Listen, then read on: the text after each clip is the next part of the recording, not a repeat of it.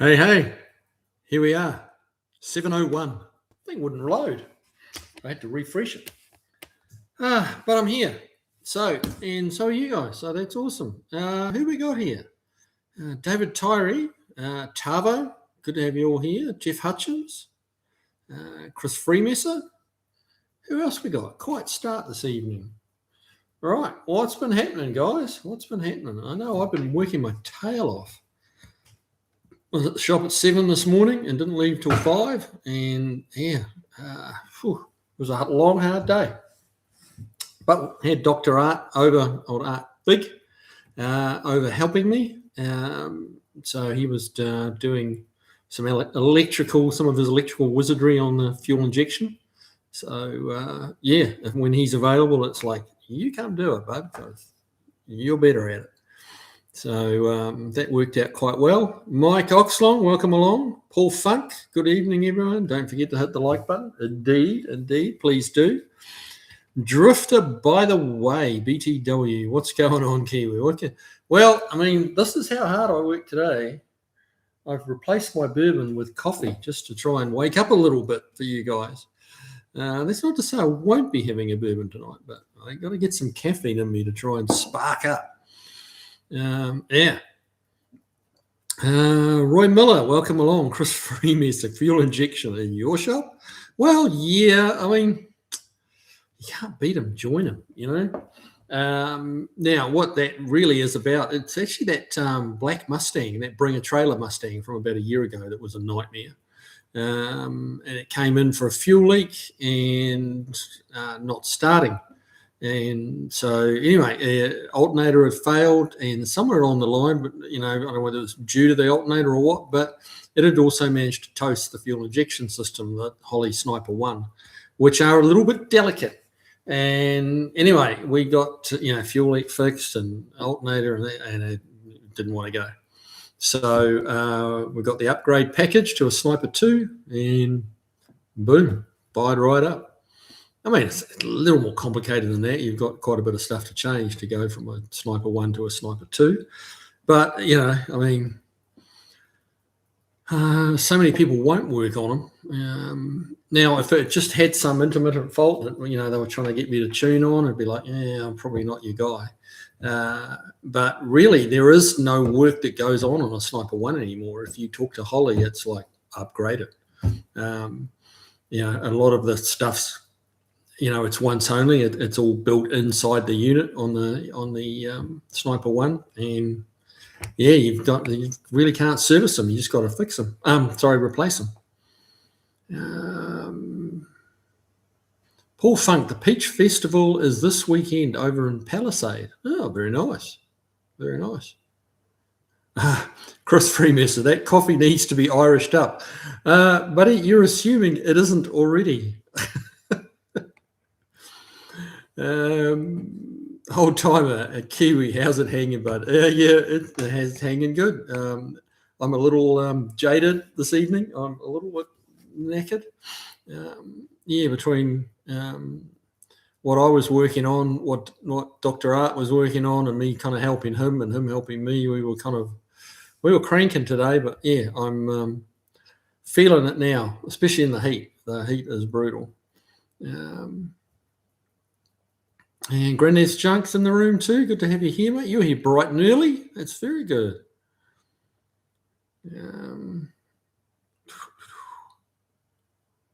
Chris Freemesser, Tavo, one of my co-workers is visiting your fine country right now. There you go.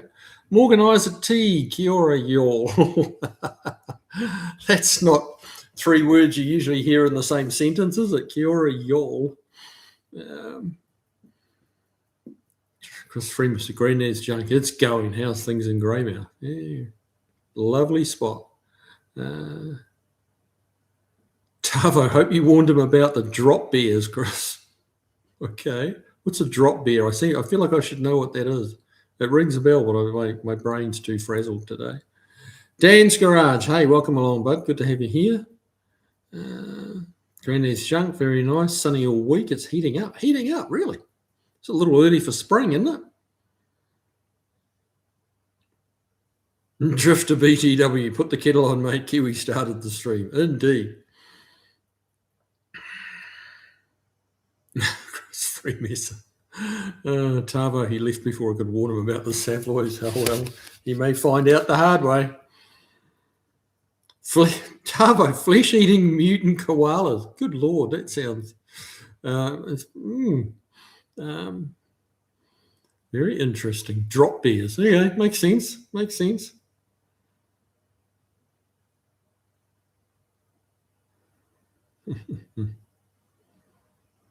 Josh Homan. Yep, welcome along, bud. We've got all the normal crew in here, don't we? That's good. It's all good. Paul Funk, 100 here. Oh, that's hot. I think we were... Oh, I'm not sure what we were today, actually. Yeah, brain's gone. I know it's meant to be high 90s tomorrow. So it's like... yeah. William Burns. Hello, Kiwi. Well, hello, William. Good to have you here. Chris Freeman said Barry and Dean are fashionably late. Of course. Of course. Trendsetters.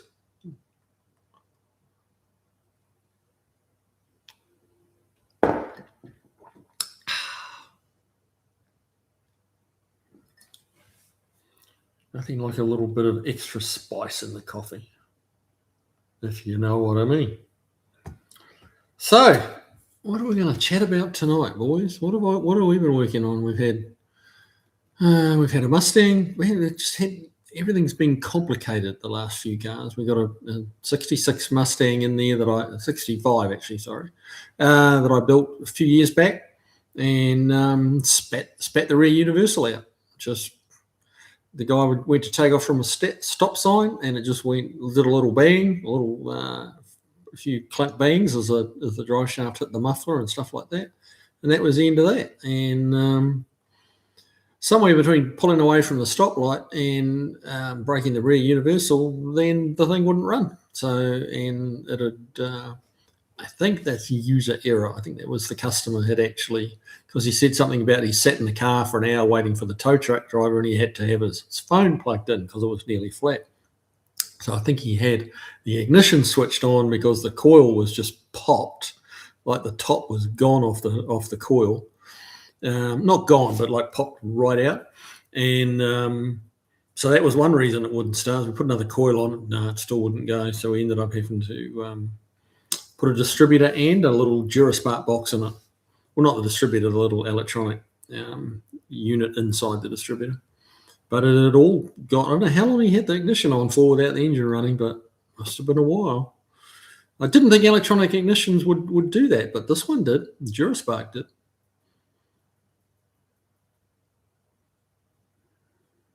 Granddad's junk, it's midday here. It can be hard being around. Tavo, I did very much like that Corvette too, even if I'm more partial to C3s. Oh, really? Yeah, I'm much more partial to the C2s. So this is what's cool. I mean, everybody likes different things, you know. Yeah, I would that little roadster, that little C2 roadster, that would be very high on my list of cars I'd like to own.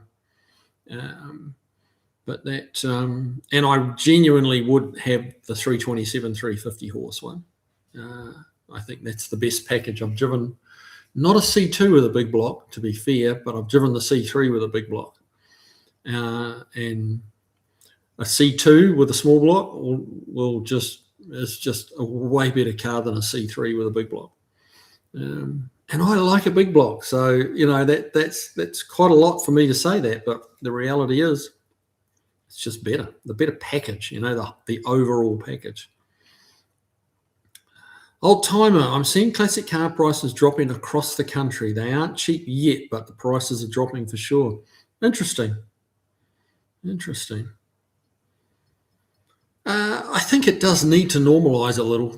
I mean, these televised car auctions, classic car auctions, have really just sent the prices crazy.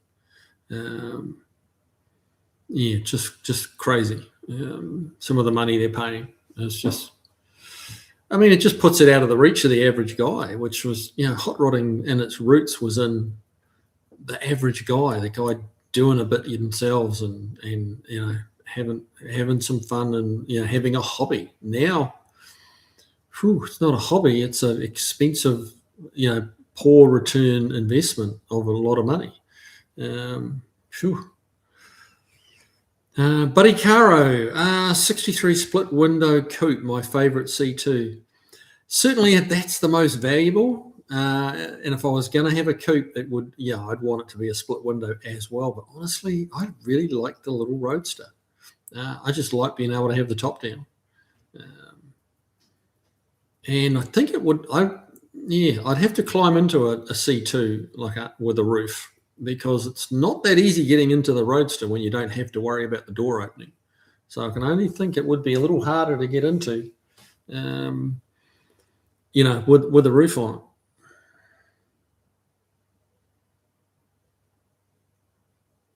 Chris Freemas, the abundance of cheap used beaters we could have fun with is pretty much over, I think. Yeah, I think you're probably right, Chris. Everything cheap has been swallowed up, isn't it? And pretty much everything. And the ones that are left, people are a little delusional on what they're worth. There was a time when you could go, I think I want to buy a 66 Mustang, and you could just go out that weekend, find a good deal, buy one, and be in it by Sunday. But those days are kind of gone now. Jeff Hutchins, don't like the split window, don't like barn door Suburbans or vans. Hate having an obstruction in my rearview mirror.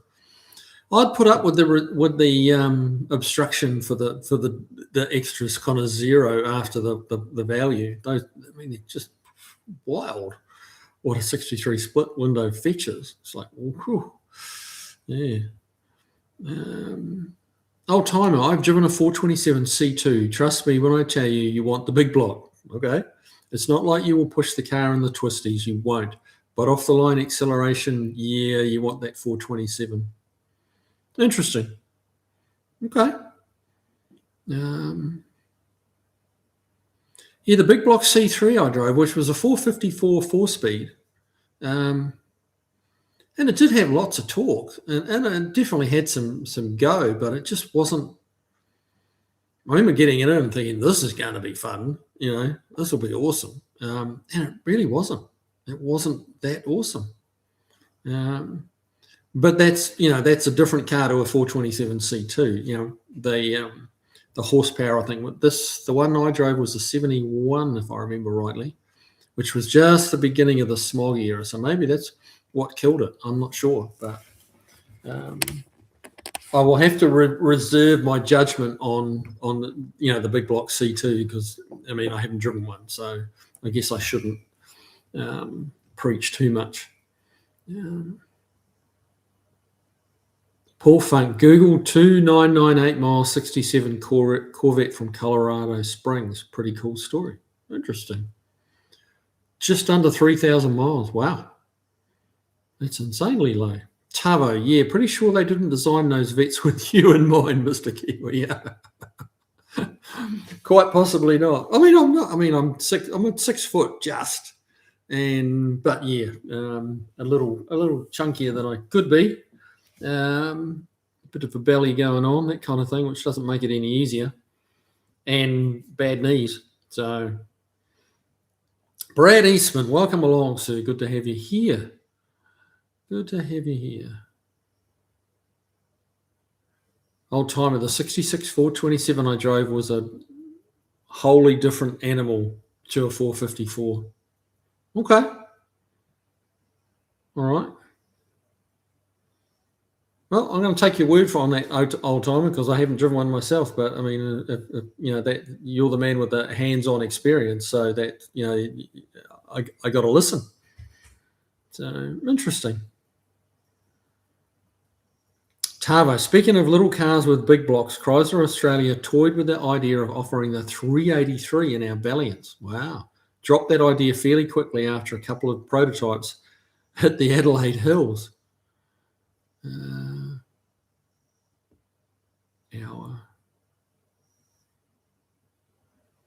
Our Valiant. Yeah, okay. I didn't even actually pick up the typo there, Tavo.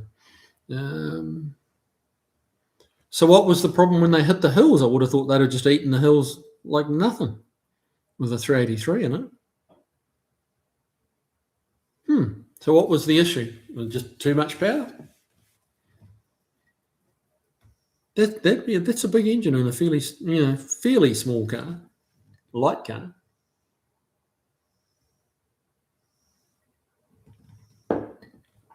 End of time. Boomers drove up the price for so long. The younger generations didn't have a chance to learn how to fix and save them. Gen X has been waiting for this perfect storm. Well, there you go. Tavo, exceptionally nose heavy. Okay. So I'm guessing they suffered trying to change direction downhill is probably where they ran into trouble, isn't it? Yeah, it's a lot of engine. It's a lot of engine out front. Buddy Caro drove 57 with hard top on, not made for big. With the hard top on, not made for big people. Right. No.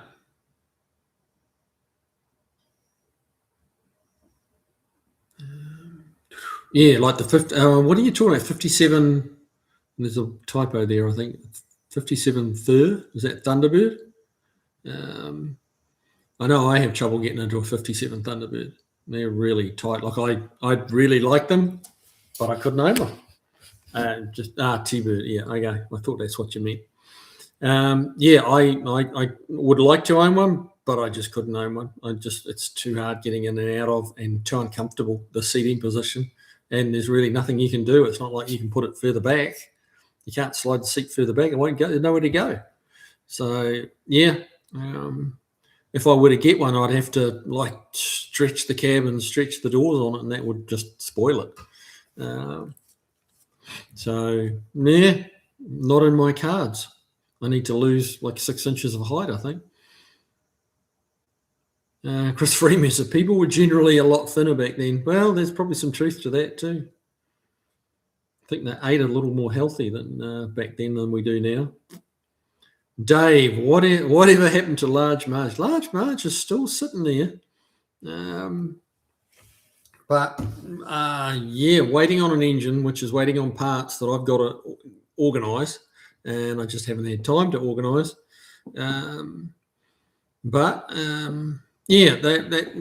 That's coming.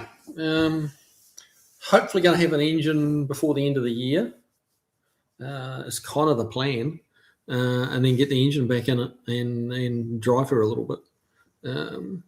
So that's kind of the penciled in plan. And if it all goes to plan, which is to work a lot more on my stuff and a lot less on customers, that should come together. Barracuda is in the house. Hey man, how you doing? Mr. Savoy. Well, that's a new nickname for you, Barracuda, Mr. Savoy. That could really be taken multiple ways, couldn't it? Chris Freeman. Speaking of eating healthy, I think it's time for a Tim Tam.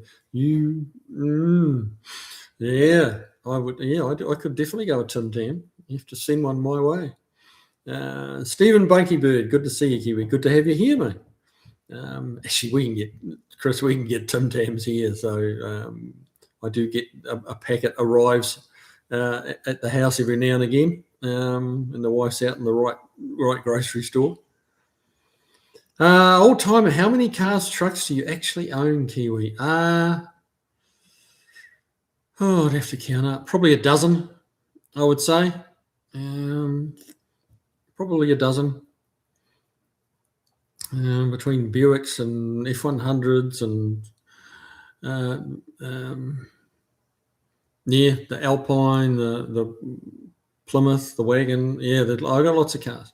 It depends whether you like. I mean, I've still got the Mazda Miata that we bought, as a potential body swap, which we never used. So that's just sat in the corner, just a body shell, So I mean, if you count that as a car, then that's another one. But I don't know that you do, Red. That's never going to be a car again. So, Hansabar. That's what I call. That's how I pronounce it anyway. I'm sure that's not correct, but that's my version of it. Granddad's jar. Chris Freeman said, "Don't stop at one. Eat the whole packet. Nip off the ends and suck coffee through them. Yum yum." That is very true. You can do that. I've done that. It's pretty darn good. Chris Freeman said, "Wait, how many actual cars, trucks do you own, and how many Fords do you own?" Well, two Mustangs. Let me think. Two Mustangs. The Ford truck.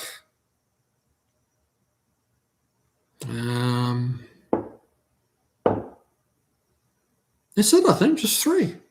Three Fords. My kids have both got Fords that we paid for, but I don't know whether that counts or not. Technically, I suppose they're still. They are. We didn't give them to the kids. You can't take them back, can you? So, yeah, so only three Fords. How about that?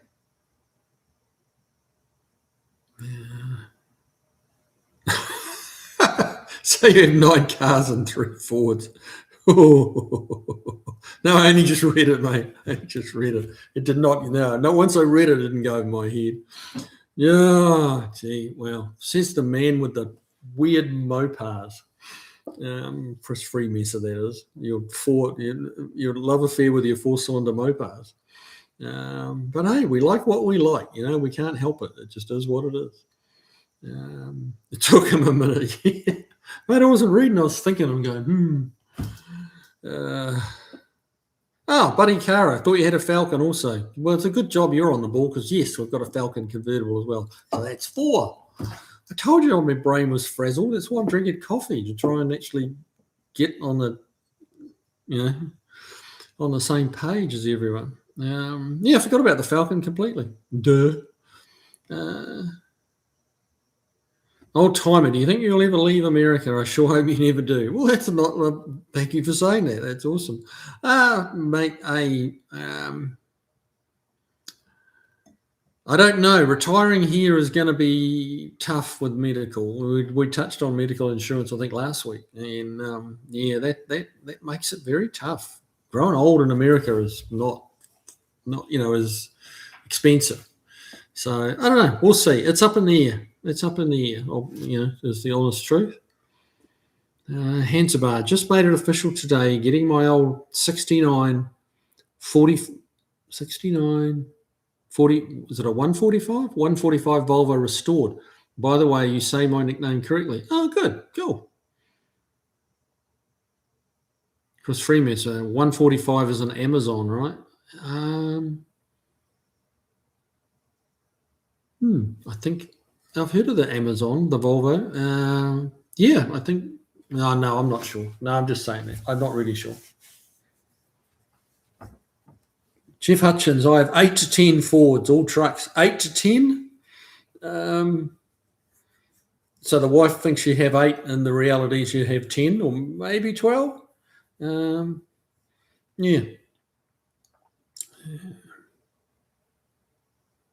Chris Freeman, so wait, the 124 is the Amazon. I keep screwing that up. Yeah, good job I retracted mine, I think it is, because the truth be told, I didn't know. I don't even know what a Volvo 145 looks like. I've got an idea, but I'll look it up. How about that? See if it is what I think it is.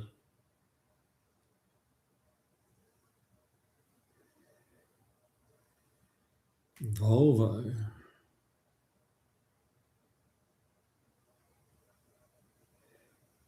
145 excavator. Oh, okay. Yep. I know that car. Here's a good picture of it.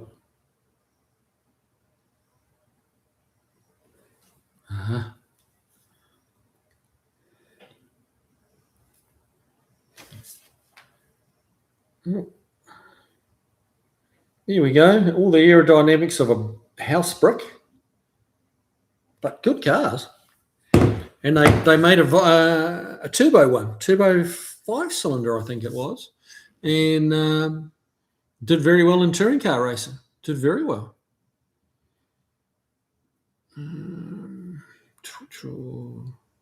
Old timer, just don't get sick. I'm trying not to, mate. The holes. Hey, welcome along, bud. Good to have you here. Kiwi, random question. Give up the good work. Random question. Give up the good work with the channel. I saw a Valiant here in Melbourne advertised. It has a slant 6, but it was running on LPG gas. I wonder if they burn valves on gas.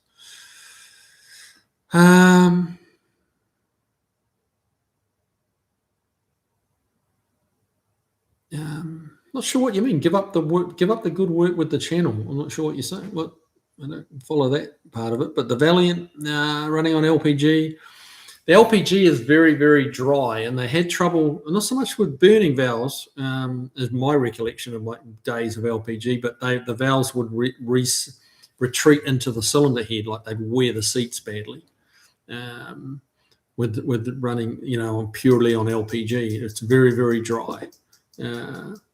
So the way it burns, so that was an issue with them, and they recommend, they started recommending, run some petrol or gas through it, a couple of tanks of LPG, and then run a tank of gas through it, which kind of seemed to take away from the fuel saving aspect. That reduced your fuel saving by a third, but the alternative was putting, I don't know what, can't remember what they did to the valve seats on, if they could do anything to stop them wearing. But not I don't remember them burning valves, but yeah, certainly having valve issues. Andy Nickel, hey, welcome along, bud. Good to have you here. The holes, keep up the good work. Okay, that makes more sense. With the channel, I mean, voice to text and autocorrect causing problems. Well, thank you. That makes me feel better. I'm thinking, well, that sounds a bit mean. But no, it wasn't the case. So that's all good. Tavo, hardened seats are a good idea with LPG. Yeah. Barry Tudor, Paul Newman had a Volvo station wagon with a hot 302 Ford engine. Oh, wow. Old timer. That Volvo would make me give up on life. Oh dear. Poor old Hansabar. That's his pride and joy. He's getting it fully restored. But yeah, we all like what we like and we dislike what we dislike. I mean, look at how many people are driving bloody Teslas, and even worse, they're driving those Cybertrucks. So I take a Volvo wagon over a Cybertruck any day of the week. Tavo and Stellite exhaust valves. Okay. So did they burn valves? Am I wrong? Like, did they actually? Am I right or wrong in my? I don't remember them burning valves, just having them sink into the seats badly. Old timer, he meant keep up with the good work. Yeah. Paul Funker, 2JZ swap Volvo wagon would make a cool sleeper. Yeah, it would. It would. But I tell you what, the 5-cylinder Volvos, with a good turbo and intercooler on it, that's a sleeper. Those when they were in British touring cars, the things were fast, man. They were competitive. David Tyree, my 84 Commodore, which is a Holden, which is GM, for those that are Holden challenged. My 84 Commodore 202 Blue Motor dedicated LPG hasn't had any effect on the valves or anything else. Interesting. So I wonder why yours hasn't. Or just maybe it had the hard seats. 84. That's not a young car, is it? I don't know. I don't know. The other part of the equation, how many miles are these LPG engines? How many miles are they doing? And before they're having problems with the heads, are they doing like huge mileage? Is that why they're on LPG, or or are they just doing 10,000 kilometers a year? Brad Eastman, if you have grandchildren, that's where you will retire. Ask your wife. We don't have any grandchildren yet. So, that's. But no, I understand what you're saying, Brad. Absolutely, yeah.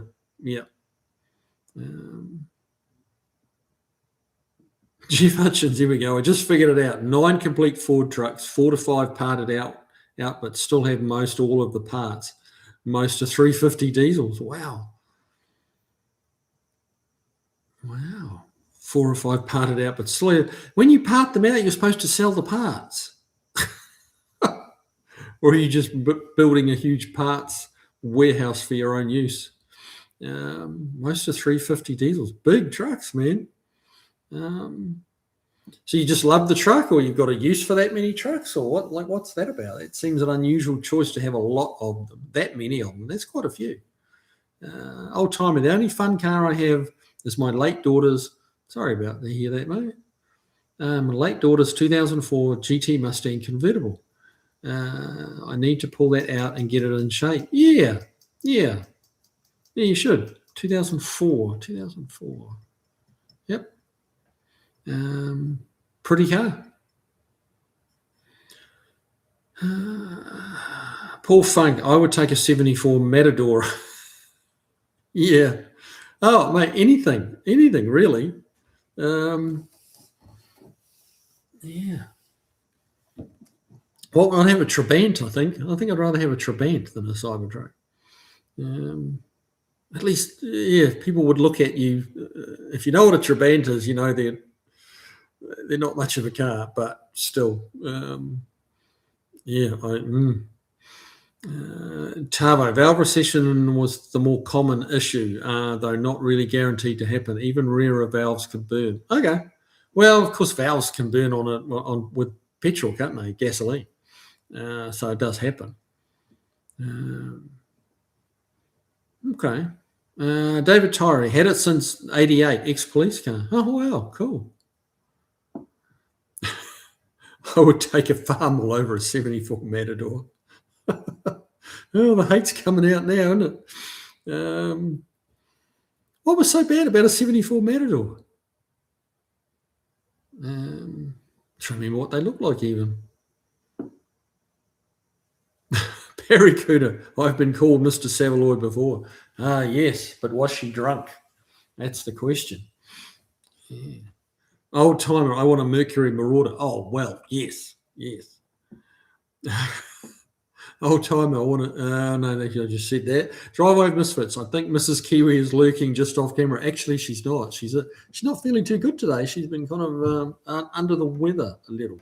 So she's actually retired for the evening, which, given it's, I was kind of firing up the computer and she's like heading off to bed. So, yeah, she wasn't. She kind of looked at her dinner and poked it a little bit and, yeah, it wasn't happening.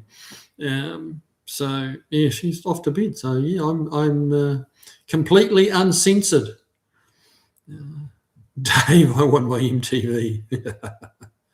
Jeff Hutchins, phew, I just counted 10 complete Dodge trucks and 4 to 5 parted out. So more Dodges than Fords. I'm still straight. Yes.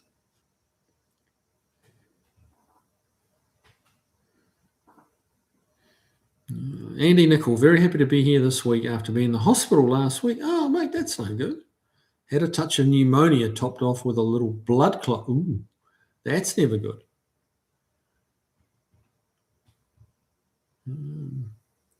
David Torrey. She might have had small hands. I'm assuming that one was meant for Barracuda. Yes, you might be right there. That's very good. I like that. Chris Freemaster, sorry to hear that. Notice the reflection in the fridge was changing. Oh, that's the TV reflecting in the fridge. That's what it is. Yeah, the TV's just on Netflix and scrolling. Fridge is still flashing a 0 too, by the way. You're still using a downstairs freezer, right? We've got to do something about that. Yeah.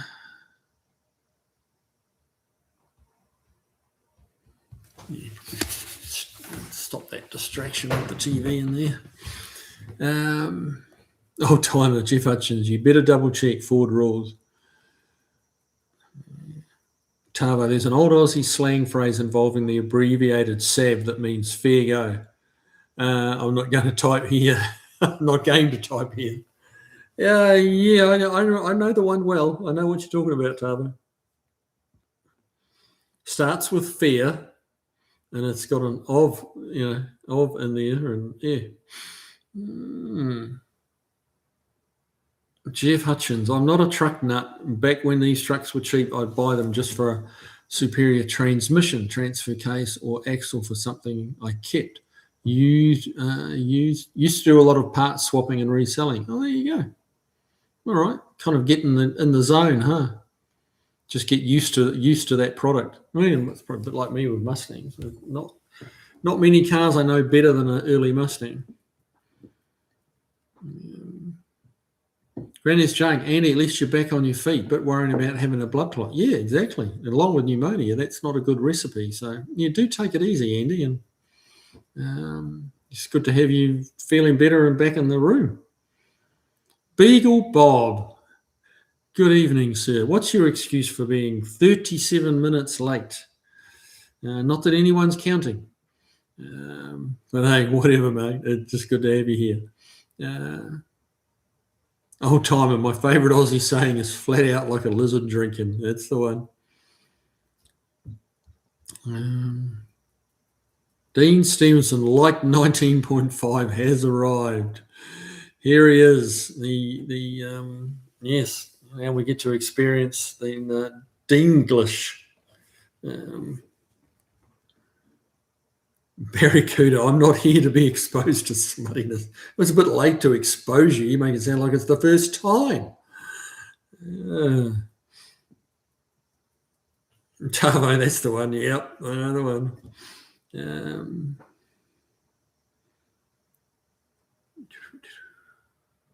Chris Freeman, Barracuda, yes, you are. Be honest with yourself. Dino, Tavo, AU, Grenades, Jacob, Barracuda, those wild boys of the South. That's the one. Joseph Zott, I want an old Ford 406. They're a pretty good engine from all accounts. They seem quite sought after. Considering there's bigger ones out there, typically seems to be that bigger is better. But that 406 has got a place in people's hearts, hasn't it? Buddy Cara, don't forget to plug in the computer. I actually have. I managed to remember to do it before I even started. So that was given the state of my brain, I thought that was a pretty good effort. So I'm actually starting to bounce back a little bit now. Just kind of get overheated and get frazzled, You can only drink so much water. Dean Stevenson, driveway of misfits. I was just hoping Barracuda might slide into such bad behaviour. But I'll accept him for who he is at the present. Beagle Bob, only 35 minutes you weren't caught up on the comments. Oh, okay, fair enough. Oh, gosh. Dean Stevenson, I believe that it really is the first time for Barracuda. I don't know. Jeff Hutchins, the last car I had was a 98 BMW 328i that my youngest son has now. Before that was my 78 Camaro, been gone 27 years. Definitely a truck guy. Wow, 27 years ago you had a 78 Camaro. Wow. Beagle Bob, been taking advantage of the cool evenings. What cool evenings? Yeah, you're lucky. There are cool evenings here, mate. Been taking advantage of the cool evenings, building shelves and clearing space in the garage. Aren't you an industrious little chap? Very well done. I'm impressed. I get home in the evening and I'm absolutely toast every night. Brad Eastman, got any plans for your birthday next week? Actually, that's a good point. I haven't decided what to do about that. Well, I'm not going to be doing the live next Tuesday. I'm not sure whether I'm going to switch it to another day or just skip a week. I'm not sure. Haven't got as far as thinking that one out. I believe Mrs. Kiwi has some plans, so time will tell. You'll just have to wait until the delayed episode, next Tuesday's delayed episode, to find out what happened. But knowing her, she's got something up her sleeve. Dean Stevenson, unless it's a space shuttle endeavour without a U, Endeavour. Okay. Is the standard American spelling when endeavour with a U is used in New Zealand, the UK, Australia, and other Commonwealth countries. Well, those other countries do speak English, so that we actually do spell it the correct way with a U. But yeah, that's just stirring the pot a little.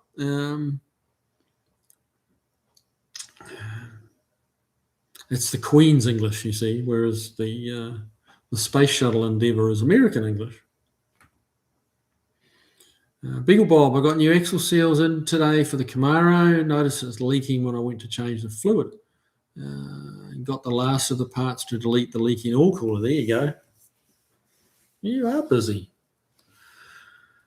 Granny's drunk barracuda of the topic very quickly drops into the gutter of debauchery. Isn't that the truth? Chris Freeman says, cool evening. It's 73 here. We'll hit 64 overnight. Man, that's cooler than here, I'll tell you that. It's 80 degrees right now, and I think our low's like 76 or something. Where's it gone? Oop, that's not what I want. Oh no, we do get down to a chilly 69 overnight. So there you go. That'll be quite pleasant, actually. Nope.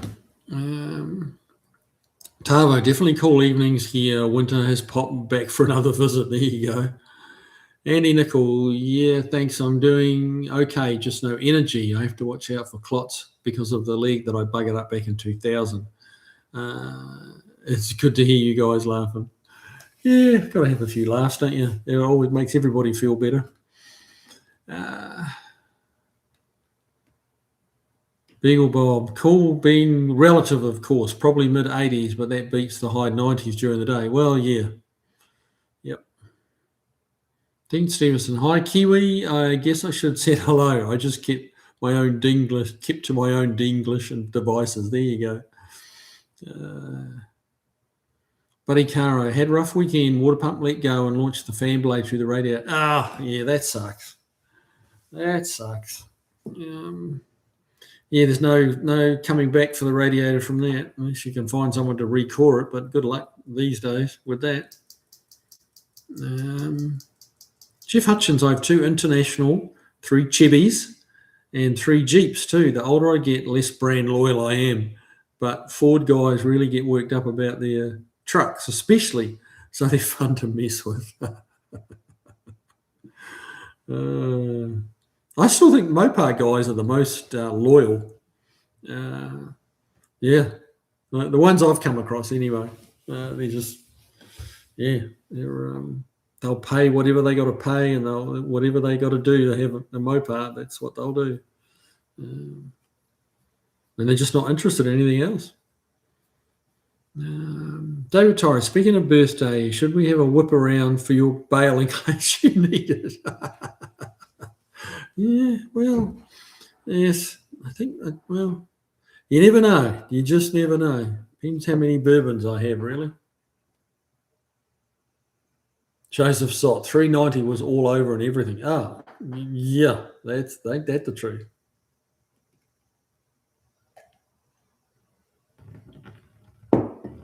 Dean Stevenson, no, the Space Shuttle Endeavour was with a U. Really? Okay. There you go. Dean Stevenson actually spelled it Endeavour first, but the spell checker kicked in. Oh, okay. Huh. Dean Stevenson, I hate that old spell correct. Chestnut. Chestnut. Yeah, I gotcha. Chris Freeman said, by the way, the Dinglish translational unit is unavailable tonight. Ran out of papyrus for the pentagram. Oh, good Lord, you're as bad as him.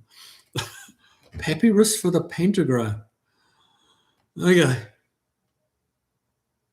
Joseph Sott, Mopar needs Hemi 318 and 383. They made some pretty small Hemis, smaller than 318. They made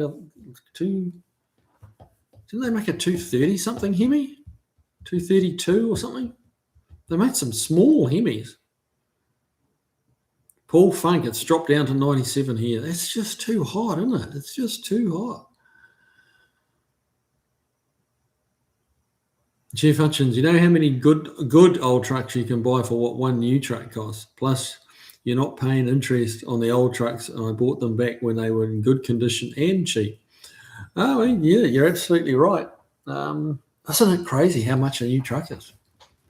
100K is not out of the question at all for a decently spec'd big diesel. Yeah, very high. Andy Nickel, we've still got a bit of summer left. I was out driving the convertible today. It was great. Oh, good on you, man. Good on you. Oh, I think we've still got a solid month of summer left. So, Dean Stevenson, Mopar guys are true hardcore. Us Ford guys are able to deal with the bus stewards. Bus stewardization. Okay. Took a while. I got it though. Yes, yeah, we're a little bit, a little more diverse than the Mopar guys. Like I said in that that Buick video I did, I'm a bit of a slut when it comes to cars. I like so many different ones. Love them all. Oh, Tavo, mate, you didn't need to do that. Since you won't be on next week, wishing you a happy birthday early. Grab yourself a bottle. I will, sir. Thanks very much, man. That's awesome. Well, that's awesome. Thank you. Thank you very much.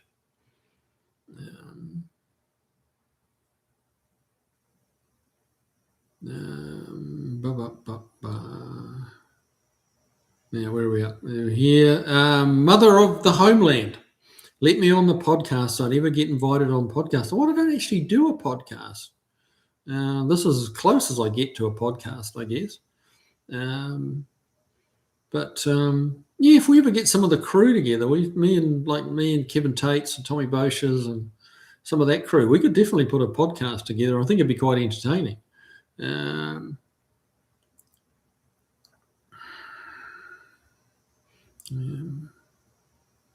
But yeah, don't know what to tell you there, mate. Dean Stevenson, Driveway of Misfits is actually infinitely better than Kiwi Classics. Yeah, it's a good acronym, isn't it? For sure. Paul Funk, when my boss and I built the Duster, we found out just how bad some Mopar guys are. It was always fun to give them shit when we told them what a costly mistake to build a Mopar as a race car. Oh, that's fighting talk, isn't it? Yes, I bet that did spark a few of them up.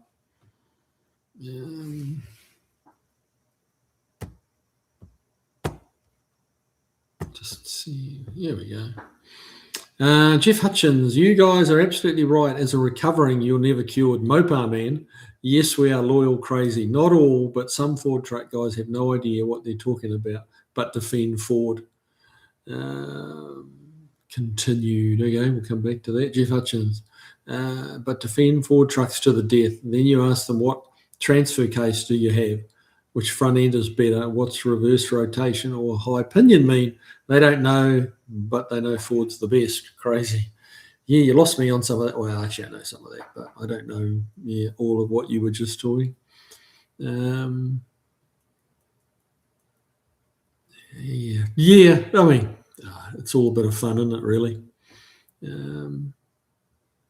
Driveway of Misfits, Tavo. Well played, sir. Yes, I thought so too. Granddad's joke, Tavo, have you had a pension pay rise? Top bloke, mate. Yeah, you really didn't need to do that, Tavo, but I do appreciate it. And yeah, I do believe Tavo is on a pension, so yeah.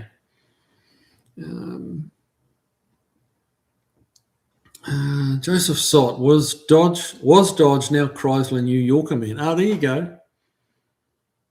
Yeah, they made some great New Yorkers, didn't they? Did they make a bad one? Not sure that they did. Dean Stevenson, Mrs. Bouquet liked a waterside supper with riparian entertainments, which she grandly pursued to a disastrous riverbank picnic end. Okay. For Barracuda. Okay. Dean's on a roll. I'm not sure where his roll's taken him, but he's on a roll.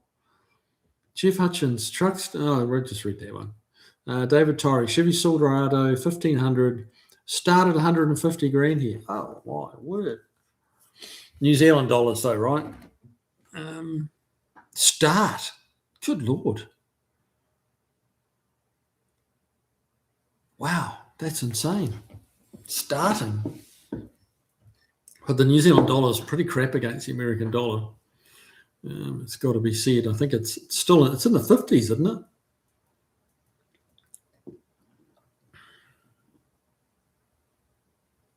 Josh Oman, sample some of the Mopars made in the past 20 years. Trust me, that's secure. Yeah, well, they've made some pups, haven't they? They have made some pups. Paul Funk, the only reason the Duster was Mopar powered was because we got a really good deal on a 440. Otherwise, it would have been Chevy powered, and I had no problem telling that to the Mopar guys. Oh, that would have upset them, wouldn't it? Oh, Chevy and a Mopar. Oh. It's a cheaper engine to build. That's the cold, stark reality of it. It's cheaper to build. Dean Stevenson, Jeff Hutchins, it's not most Ford guys, it's nearly all of them. Well, yes. I must be the odd one out.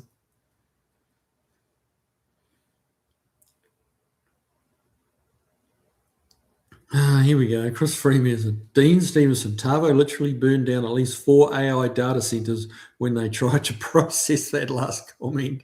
Yeah, that was, yes.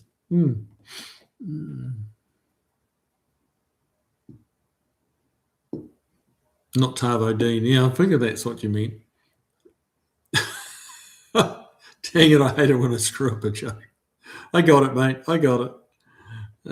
Granddad's joke, Jeff, you're so correct. You have to be a freak to be a hardcore Ford fanatic. Barracuda, there's another New Zealand food that Americans might not have heard of, sausage rolls. Yeah, well, yeah, a lot haven't ever had one. If we ever go out to like a little dinner party gathering or something like that, where you bring along a plate or something, Mrs. Kiwi will always make sausage rolls, and she makes it very good sausage rolls, better than anything you can buy here. There's a couple of bakeries here and there around the country that make sausage rolls, and yeah, they're nowhere near as good as Mrs. K's ones. And it's funny, kind of like you put the plate out there with the other food that's around that's been brought in, and you can kind of, it's funny people watching, because you watch them and they're kind of like, what's this? What are those? They'll ask their friend to their left or right, what are those? Then someone will try one and they're going like, oh my God, these are good, and then whoosh, they're gone. As soon as they get brave enough to try one, then like they get vacuumed up, man. Yeah, but they're very good.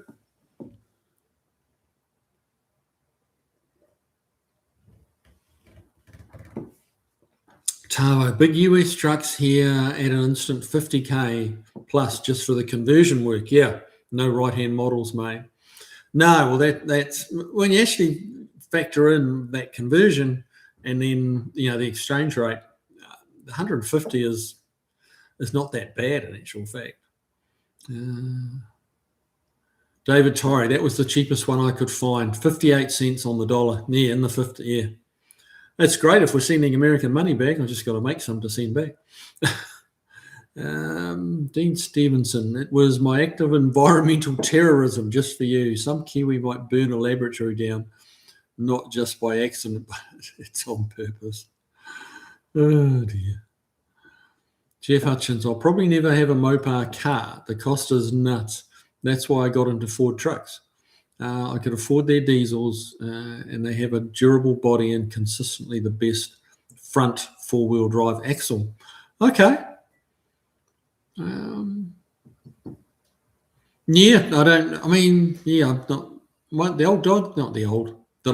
2008 Dodge I had was four-wheel drive, but none of the other trucks I've had have ever been four-wheel drive, so don't know much about them really.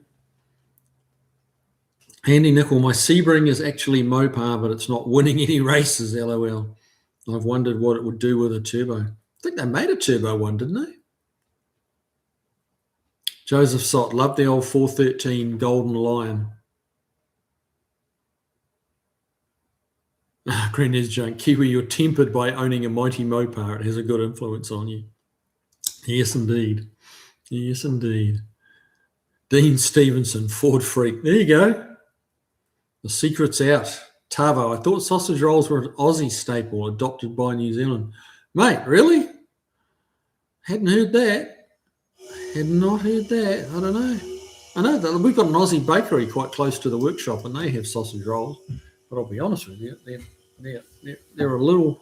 They're not bad, but they're a little average. Paul Funk, I would love to try an authentic sausage roll. There you go. You should if you get the chance. But I mean, unfortunately, the ones that we've come across in the bakeries here in the States have been a little average. Dean Stevenson, like the carbon rods in the Ukrainian Chernobyl nuclear plant. Oh, good Lord. Buddy Caro, biggest problem with Ford, too many bell housing bolt patterns. That's true. Yeah, you got to give it to Chevy in that regard. They kept that same bell housing pattern on a lot of engines, didn't they? And yeah. 5 bolt, 6 bolt, big block, small block on the Fords, and then different big blocks, and then different again on the Coyote, and it's a pain. Yeah, because the LS is almost identical to the small block Chevy. It's got one extra bolt hole or something, doesn't it?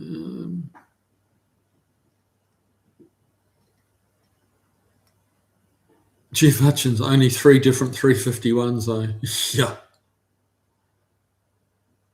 Chris Freeman's Googling sausage rolls. Oh, those look good. Mate, they are. When the meat, when it's got the right flavoured meat in them, they're awesome.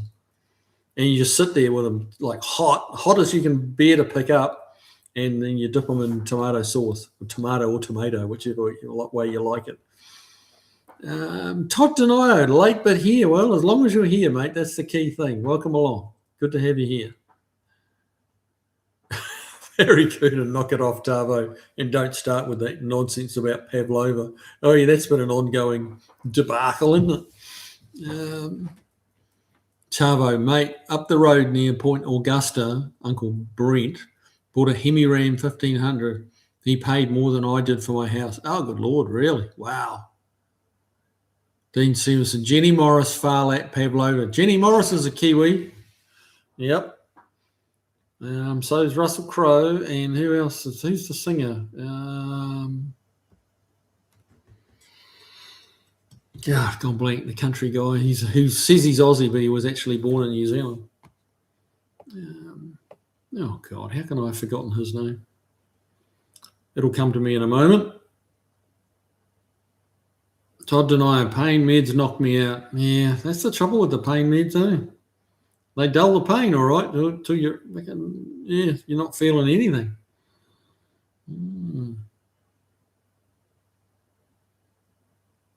Jeff Hutchins, I also like truck guys that know everything about a truck they've never owned or even driven. True experts for sure. This is a sensitive subject for you, isn't it, Jeff? Yeah. There's always one of those, or several of them in a crowd, but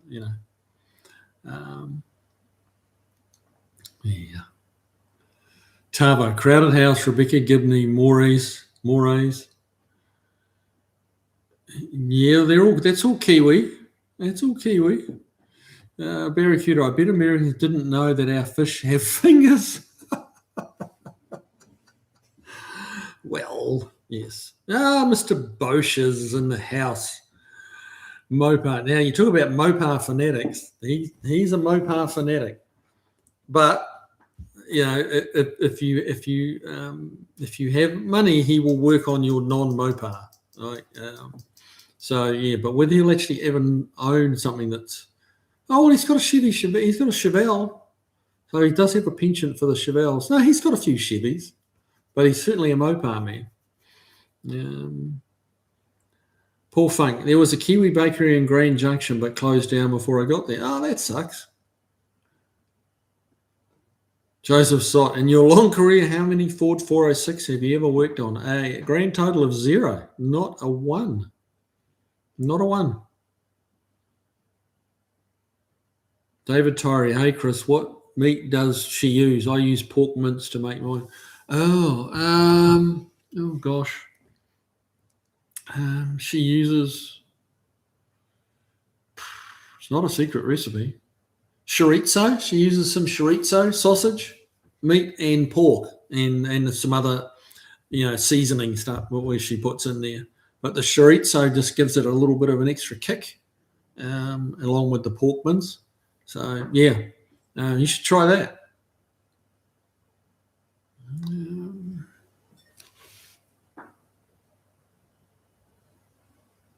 Barracuda Australia can have Russell Crowe. Yeah. Yep.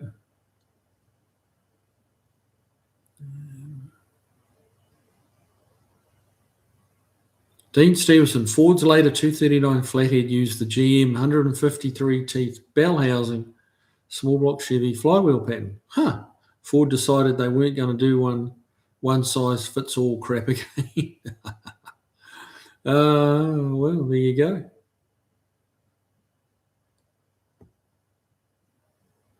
Tavo, authentic sausage rolls are fantastic. Attempted copies are never right. There you go. This is the truth. Nope. Hang on. Here we go. Chris Freemus, a Barracuda. We didn't, since in this country we deal in feet.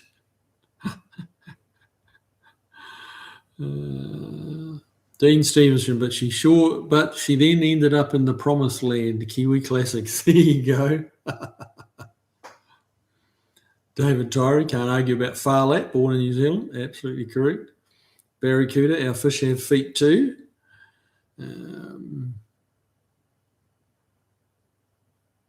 Andy Nickel, yeah, there was a turbo model, though. Not sure if the convertible had a turbo model. An engine swap might be the easiest way to go. Maybe even cheaper than just the turbo. Could be too, mate. Could be too.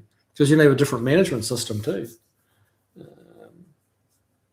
We'll just buy a whole turbo car. But Chris Freeman, just wondering, when Dean gets drunk, does he post comments in perfectly understandable English? That's a possibility, isn't it? I wonder if that's a thing. Could be.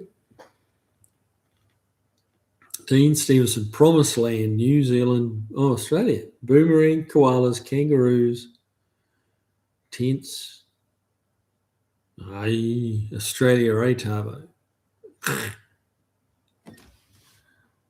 Dean's, burnt out combi. Oh, Lord. Having fun with emoticons. Emojis or whatever they call them. Dean Stevenson, Tavo's house. That's not very nice. I've seen his workshop in the videos. He's got a decent workshop. I'm sure the house is not bad.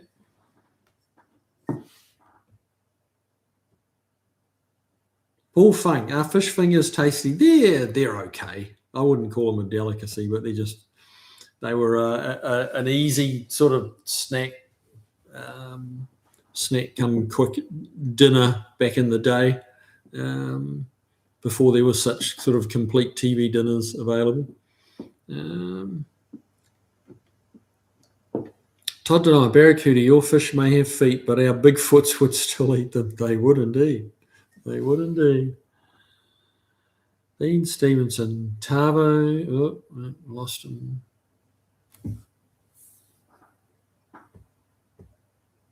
Tavo's house with his garden. Oh, I see. I don't know. Barracuda, my grandmother had a fish that walked around inside the house. Okay. Was she drinking? Was it actually walking, or did she drop it and it was thrashing around in the house? Paul Funk, I've heard that Vegemite is really made properly. Not so much that it's made properly, it's really served properly. David Torrey, that chorizo sounds good. I'll have to try that. It really does. It gives them just an extra, kick of flavour. It's good stuff. Vegemite, the Americans use, and it's only because they don't know. Nobody really told them, but Vegemite you use so sparingly. You only use a tiny bit of it. Otherwise, it's awful.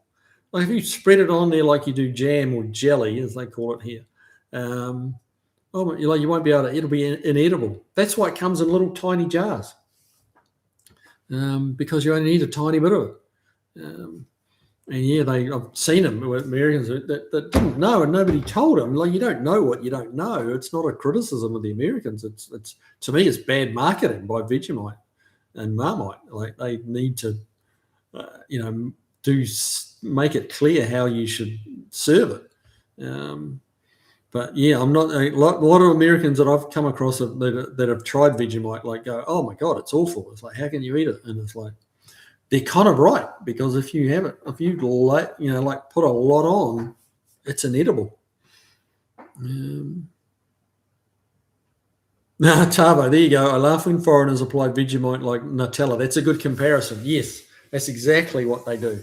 But they don't know, and it's even people that love Vegemite can't eat it like that. It's too much. Barracuda, here we go. Why are all photos of Bigfoot very blurry? That's because the people are shaking in their boots. That's why. Dean Stevenson, because the CIA got the original copies, Barracuda. Oh dear. Oh, Todd, we're going to push Todd's buttons now. He's going to be defending the Bigfoot.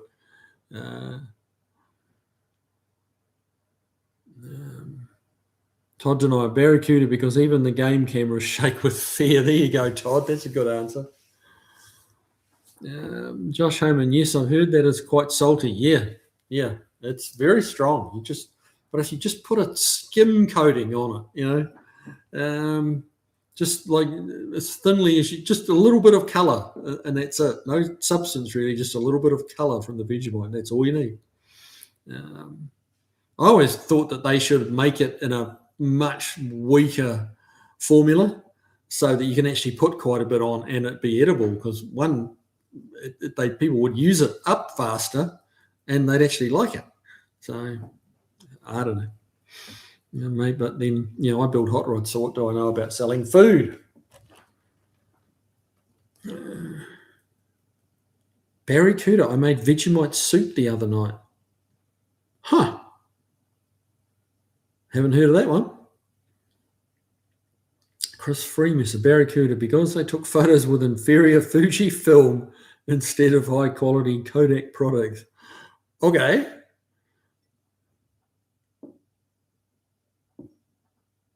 Dean Stevenson, they will be released in 1056p in another 16 years. Wow.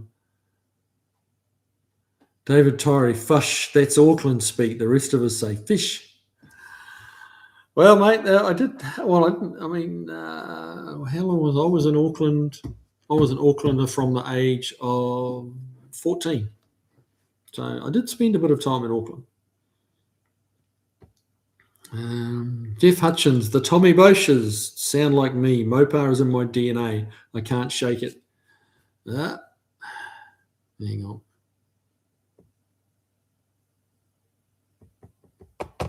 Come on.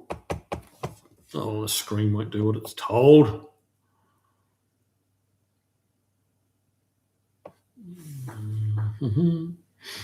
Tommy Bosches, Kiwi, serious question. Did you work on your Mustang this week? No, I did not. Mate, I haven't had time. I haven't had time to sit down.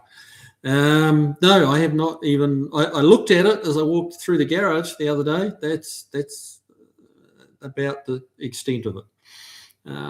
Yeah, but you need to give me a call and tell me about this drag racing thing and when it is and stuff. But it won't be ready this weekend, I can tell you that much.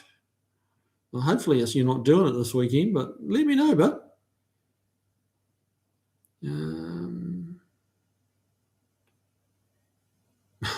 Jeff Hutchins. Mopars in my DNA. I can't shake it, but I'm Ford and Chevy curious. There you go. Dean Stevenson. I thought it was a Kodiak beer, but I didn't get the originals. Kodak. Okay. Little play on words there. Pop's Mustang shop. My brother has a 2005 Ford Thunderbird, which is actually a Jaguar. It is.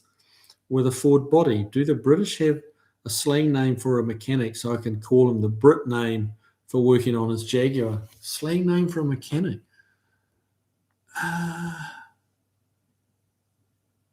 Not that I can think of.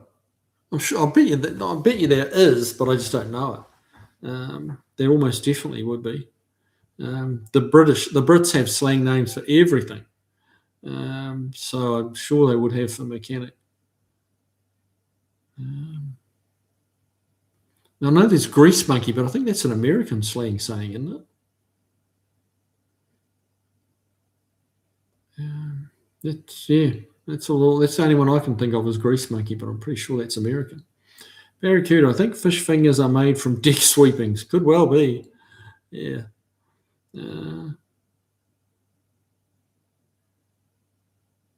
Tavo. House is actually a pretty big 50s farm-style home on a half an acre. There you go. 50s farm-style home on half an acre. That'd be nice.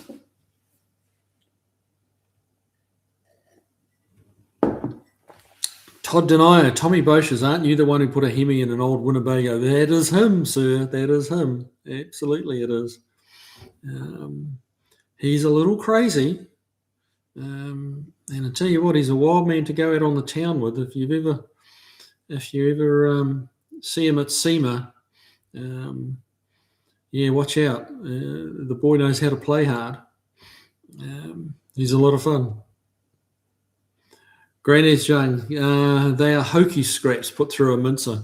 Yeah, it's kind of like a sausage, but it's a fish finger. I mean, in a way, is kind of like a sausage, just with all the scraps, the offcuts and stuff like that. Grind them up and make them into like little fish sticks. Is a more accurate description, really. They're not shaped like a finger. They're little rectangular. They look kind of similar dimensions to a bloody Tim Tam, really, almost, but a bit longer. Josh Homan, deck sweepings or not, they're still pretty good. Oh, yeah, and they're crumbed and stuff. They're crumbed as well, so you fry them up crispy, and they're quite nice. Dean Stevens should come in tubes so you can use it as RTV. 400 Ford rocket cover gaskets. It might work. David Tyree, Vegemite is Australian, Marmite is Kiwi. Okay, what's wrong with putting it on thick? I like it like that. Really? Okay.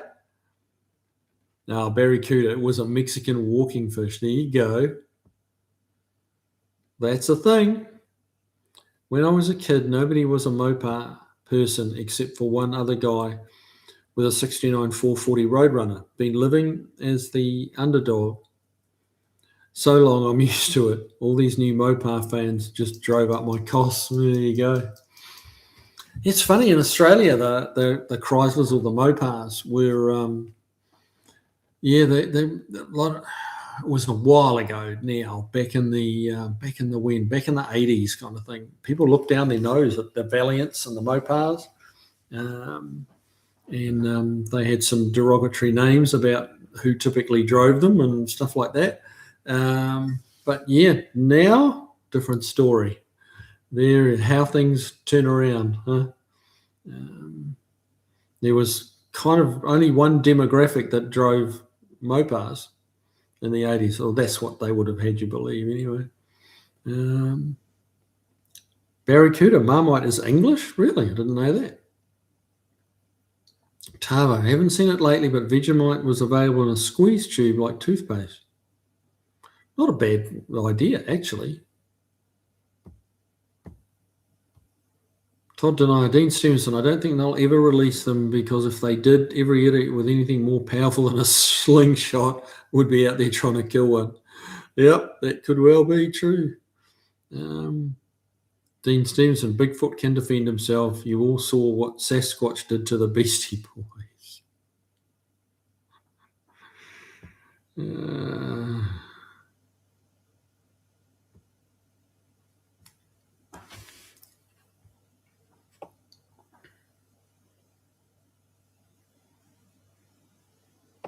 yeah, Dave 8334. Bigfoot pics are blurry because my mother-in-law doesn't like having a picture taken.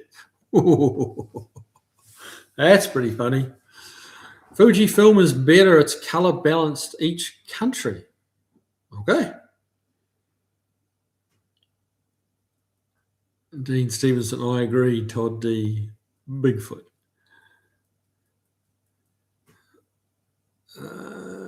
David Tyree.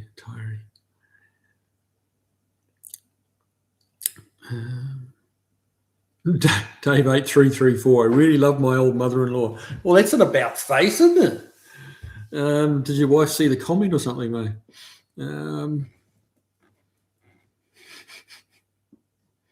Granny's Shark, the bluefin season is underway here. Lots of game boats heading to Hoki Trench. Okay. Tech Bits and Pieces, welcome along. Haven't seen you here for a while. Finally got in on a live, first time for a while. Yeah, it is. It is. But good to have you here. Todd and I, Dean Stevenson, I don't want to have any more encounters with that critter. I'd rather face my ex-wife on a bad drink than encounter that again. I'll bet. Snow Crusher, welcome along. And Bear Rose Garage as well. They're all here tonight. They're all here.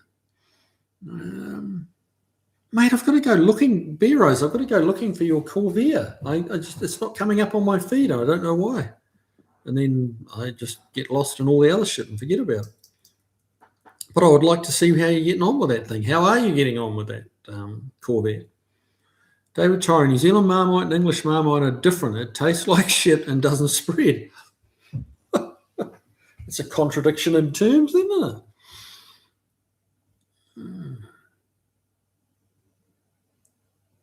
Dean Stevenson, BRG, there can only be one. Well, this is true. Chris Freeman, so fish fingers are what we call fish sticks. Yes, exactly. Correct, sir.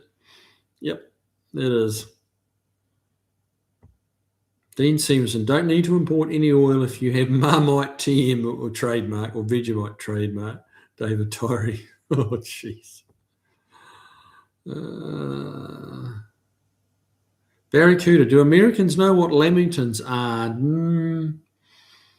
No, I mean, I'm sure some would. A lot of Americans have travelled, to New Zealand, places like that. But that's a very Kiwi thing, the lamington. I remember we made, or Mrs. Kiwi made a birthday cake for an Aussie girlfriend of hers over here, and made a lamington and put that on top of the cake. None of the Americans that were at that particular birthday party knew what it was. They hadn't seen anything like that before. So, I think a lot of them don't. Probably 98% don't, but there'll be a handful that do. And Chris Freeman is a barracuda. This one does not. It's a sponge cake, typically 2 layers. It's about. It comes in different sizes, but just like a hand, something you can pick up in one hand. Cake, and it has an icing, typically a coloured icing on it, and then it's covered in desiccated coconut. It's kind of, it has the colour icing base on it, and then covered in the white shredded coconut, and quite a pretty finish to it, and very, very popular in New Zealand and Aussie probably. So, but Google will find it for you, I'm sure. Josh Homan, not me. No, not many would. Tech Bits and Pieces. My first car was an AP6 225 cubic inch slant 6. I had an AP5 225. Wasn't my first car, but it was one of my cars when I was a teenager. Cool car. Back then when I had it, it felt quite fast.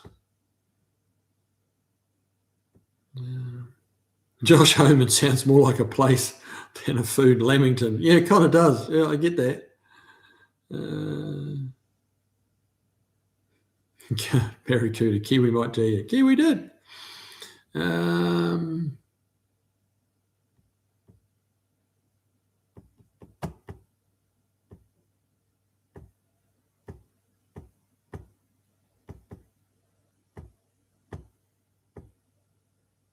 Here we go. Jeff Hutchins, here's another food controversy. I like sliced fried spam on toast with mustard and mayonnaise. I get that. I don't think that's controversial. Cold spam, I'm not such a big fan of, but fried is really not bad. Not bad at all. Mustard and mayonnaise, nothing wrong with that. Granny's joke, the skinheads love their valiants down in Invercargill and Gore. There you go. Dean Stevenson, lamingtons are made of sponge or buttercake cubes dipped in chocolate and rolled in coconut.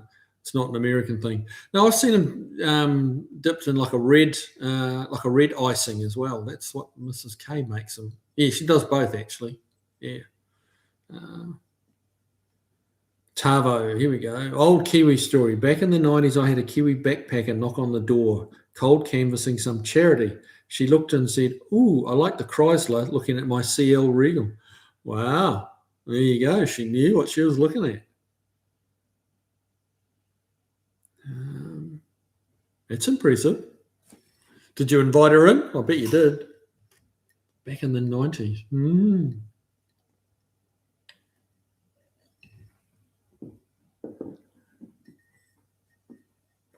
Joseph Solid, Kiwi, you remember the Ford man, Sneaky Pete Robertson in the 429 dragster? Mate, I do not.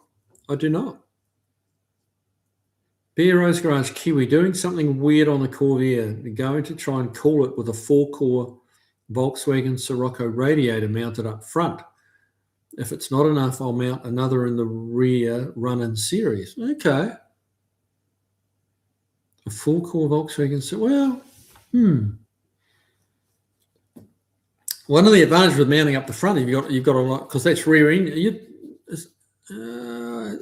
What are you doing? I'm trying to remember now on your car, Beer Rose. Is it mid-engine, rear engine? What is it?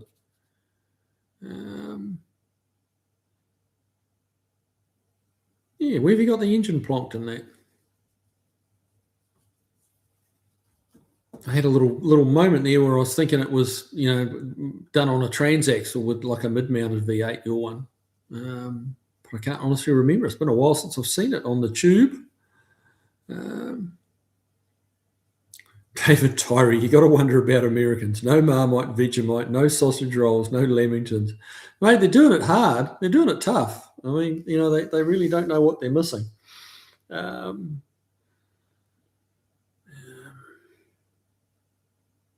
But then, it's funny. We're all different. All the different all countries are different, and it's all good, in my opinion. It's all good. I mean, they don't particularly like lamb here, which is my favourite meal by far. But American lamb is not very good. They grow lambs till they're 2 years old, which is really mutton, and then they sell it as lamb because it's bigger, and they make more profit on it. And a lot of Americans don't like lamb. Until they taste Mrs. K's one. She makes a mean lamb roast. She's a good cook, actually. Most people who have tried her roast lamb suddenly like roast lamb. They'll be like, I don't like roast lamb, but I like this. It's like, well, it's roast lamb. Because she goes out of her way to get her hands on either. You can occasionally get New Zealand lamb. We get quite a bit of Iceland or Icelandic lamb here, and a little bit of Aussie lamb. But least of all would be New Zealand lamb. Tavo, only model Valiant I haven't owned are the 2 Road Toads and the VC. Had at least one of every other model. Are the 2 Road Toads? What are the 2 Road Toads? That's a new one. Not familiar with that. Sure you'll enlighten me, Tavo. Chris Freemasser, David Tyree, I'm sure we have a fair share of culinary delights you know nothing about. Absolutely. Absolutely. It's I really like Indian food too. Indian's popular in New Zealand, and it's getting more popular here stateside. But yeah, everyone everywhere has their specialties. Here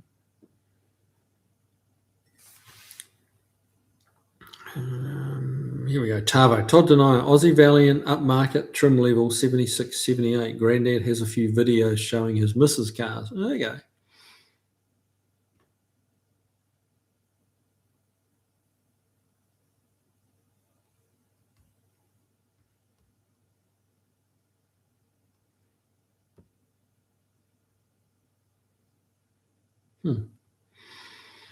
Beagle Bob. I'm now wanting a fish stick and tomato sandwich.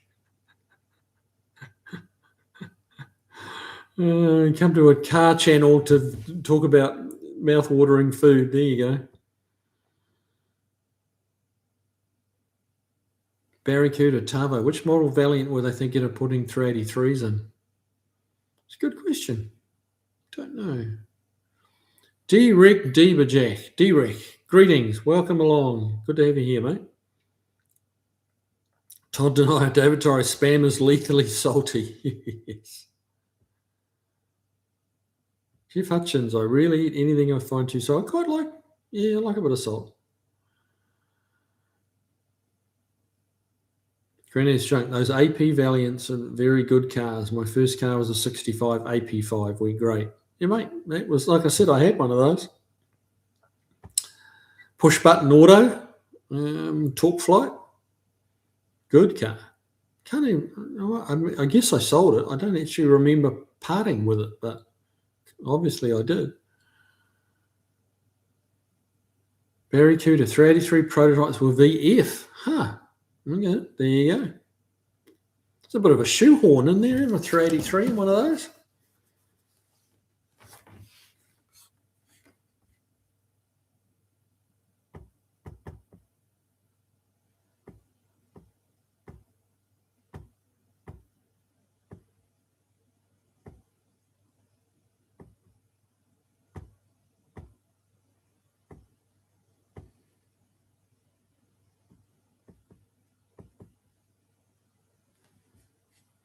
No, I found where I was again.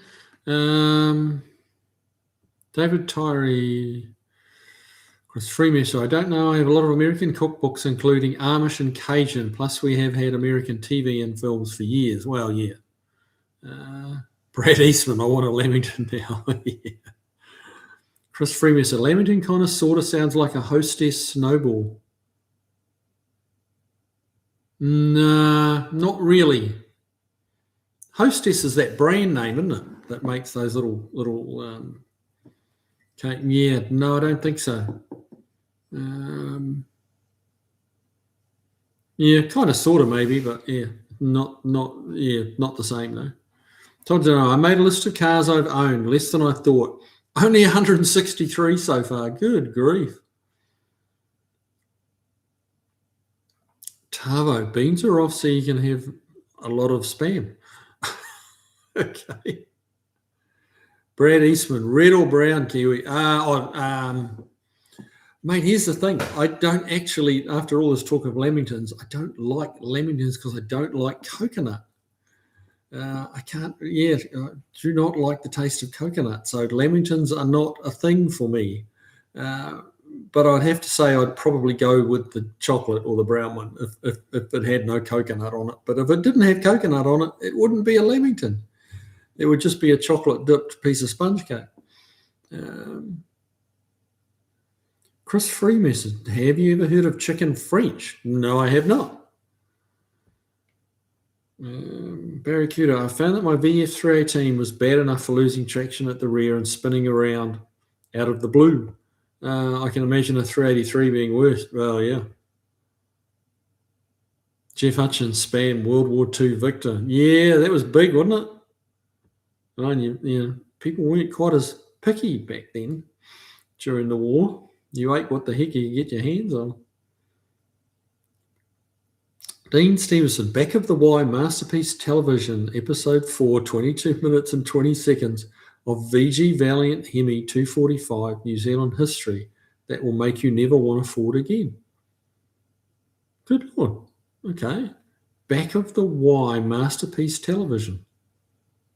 Huh. Interesting.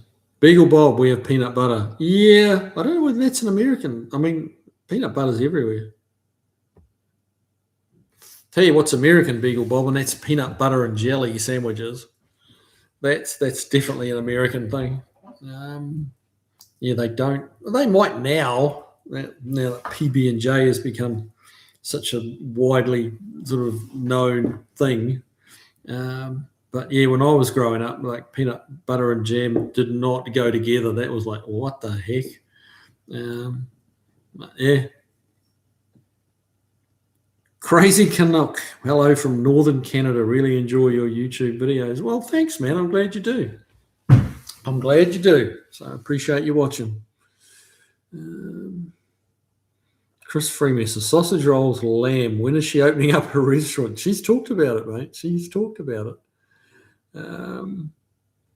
She would actually quite like to have like either a Kiwi bakery type restaurant, or at least specialise in quite a bit of baked goods. Barry Cooter, did you see that short video from The Love that I sent you? Yes, I did. That was cool. That was very good.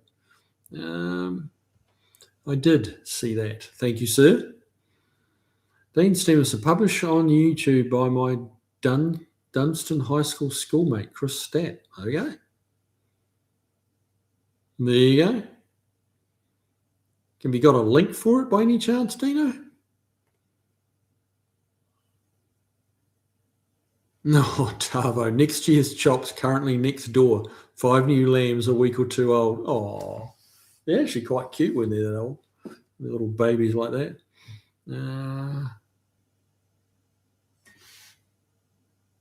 Tech Bits and Pieces. Best lamb I tasted was at Walter Peak Farm near Queenstown.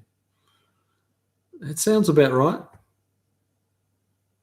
David Tyree, nothing wrong with hogget or mutton. No, you're right, but it gets cooked differently. Like you don't typically do a roast mutton.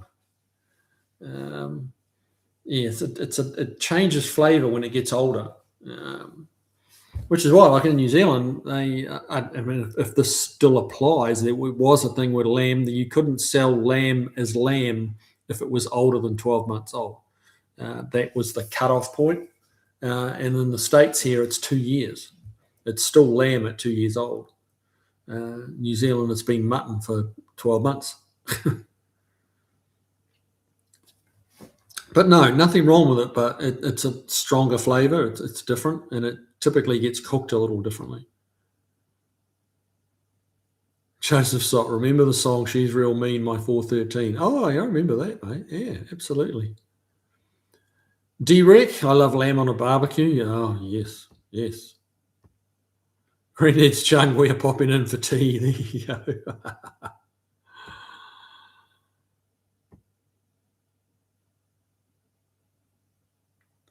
Tavo, road toes equals R&S series, Exner cars.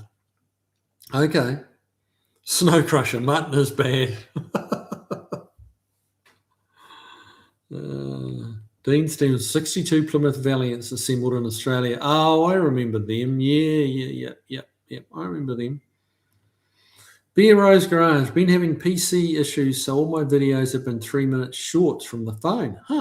Focusing the budget on the Corvair over a Windows 11 PC.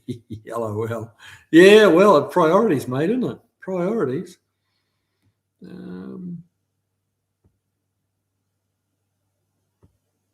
Todd Denard, best lamb I've ever had was from a friend's sheep farm about 5 miles from here. It was born that spring. There you go. Yep, that's what real lamb is. Yeah, Beagle Bob, we are trying to summon Volfly with all the food talk. Yeah, he'll be flying around in circles, won't he?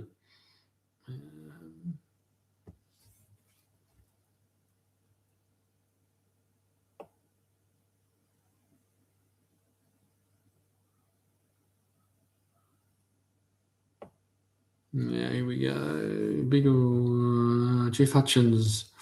I thought I would like lamb, but I didn't. I'll be over Sunday to try Mrs. K's. There you go. There you go. She's got a lamb in the freezer. Buddy Caro, when adjusting drum brakes, how much drag should they have? I try and set them up where I can just hear them.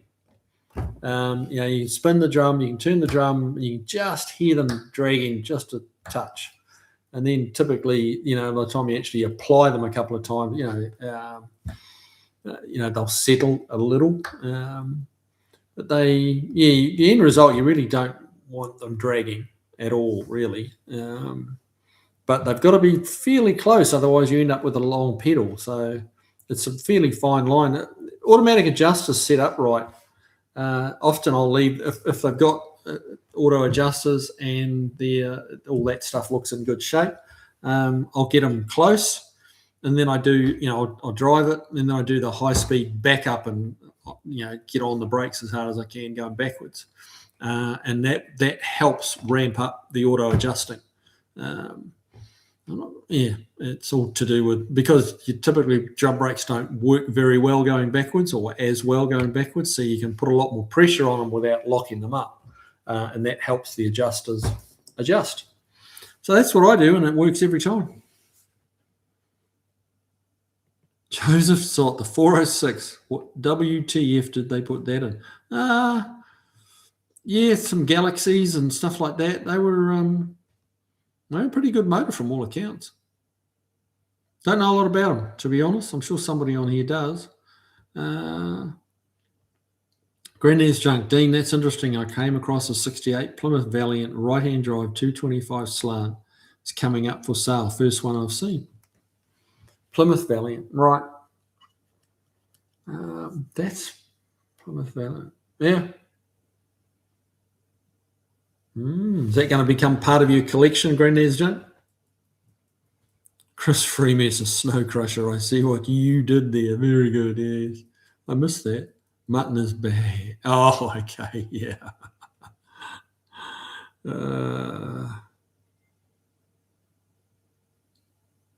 Todd Denier, Buddy Cara, yeah, they should just barely touch. Yep, we agree, Todd, Mr. Denier, we agree. Chris Freeman's a good man. I don't like coconut either. No, I do not like it. And I can taste it, and even if there's a little bit in something, it's like, this has got coconut in it. And it's like, my wife's going, there's not any coconut in it. And she reads the ingredients, and sure enough, there's coconut in it. No, it just doesn't agree with me. Tavo Granddad's Joke might be a South African model. I can't really do South African accent very well. Tavo, no Monty Python fans here, I see. What did you say? What? Okay, did I miss something there, Tavo? Let me just scan up.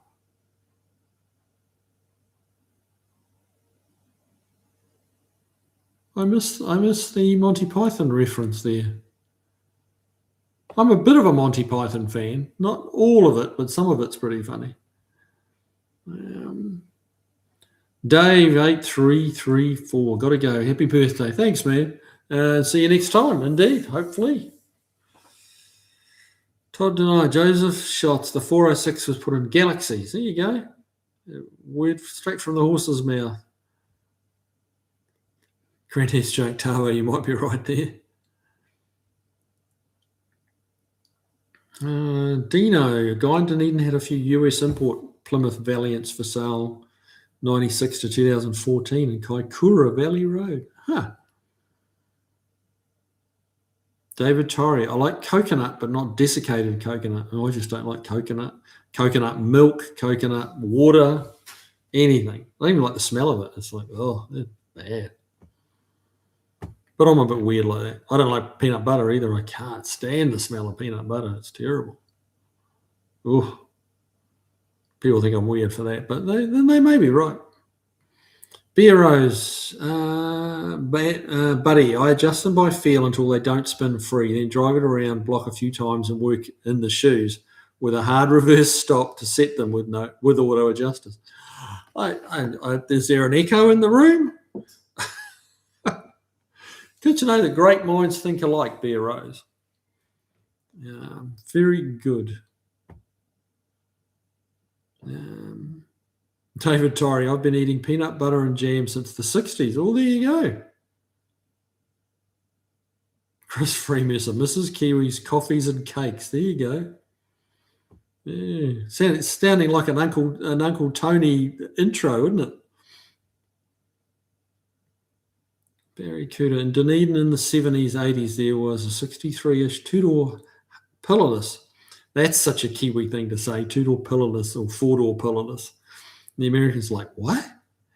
Because it's hardtop, two-door hardtop over here. They never called that was a Kiwi. I don't know whether they use that term in Australia or not, but two-door pillarless, like that's what they were always called. Two-door or four-door pillarless, and what that actually means is hardtop. Plymouth Valiant Signet, very uncommon car here. Yes, yeah. I saw a little video clip the other day of a guy converting, I think it was an AP6 into a two-door post from a four-door. They're doing quite a nice job on it too, he was. And then, as YouTube being YouTube, another little short popped up, and it was that very thing, the Plymouth Valiant Signet in the hardtop or two-door pillarless. And I'm like, well, that guy in Aussie's doing a lot of work to convert that to a two-door when you've got this factory-built Valiant, Plymouth Valiant Signet, and which is a pretty good-looking little car too. Chris Freemason, no joke, never had a PB&J. Really? Why not? I thought that was an American staple. Dean Stevenson, I'm not a Monty Python fan. I've never watched the full Life of Brian, but I'm familiar with it in multiple parts. Our University of Otago theatrical unit used to do Monty Python in Maori Road on Sunday. Good grief.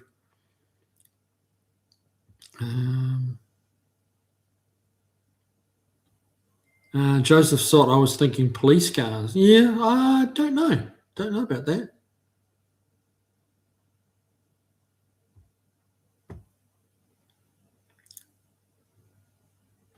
Barracuda, I think I also sent you a video of Kenny Rogers and his band touring New Zealand in the mid-70s. Yes, I saw that as well, mate. Keeps me interested at lunchtimes, those little videos. So, no, I should actually respond by email, shouldn't I? It's a bit rude to just not respond. I just get so hot and busy all day. I have a quick look and go, I really should do something about that. And I don't. Dean Stevenson, Driveway of Misfits might post a link, but I definitely cannot. There you go. Snow Crusher, peanut butter was invented by a Canadian. Well, there you go. Dean Stevenson, Back of the Y Masterpiece Television, Episode 4. Okay, I will try and find that.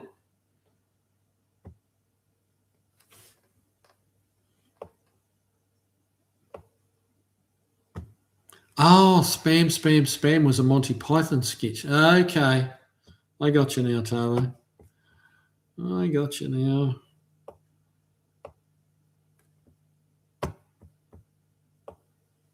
Oh, for goodness sake. What's this computer doing?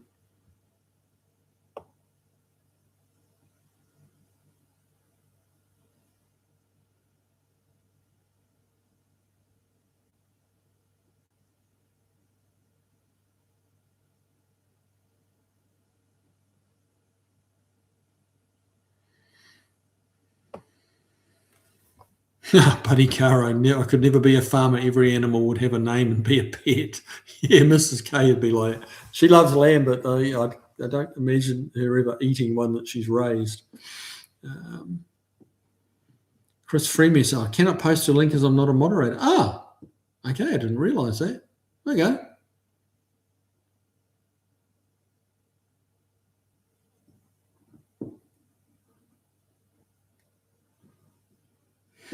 Brad Eastman, I know a few women who dress up mutton as lamb. Isn't that the old saying? Mutton dressed as lamb. Granny's joke, mutton is failing mouth, eyes past lambing age. Yeah, can't beat lambing or hog it. Yeah. Todd and I, Snow Crusher. I thought peanut butter was invented by George Washington Carver. Okay, I don't know. David Torrey thought most of my life you couldn't buy lamb here. Through most of my life you couldn't buy lamb here. It was all exported. Mum used roast both hogget and mutton. The taste does depend on the breed, and feed. Well, yeah, what they eat does have a lot to do with it. Yeah. Joseph Sott, Emma Peel, remember her? I do remember Emma Peel, yes. Dean Stevenson, mum equals mom in proper English chat.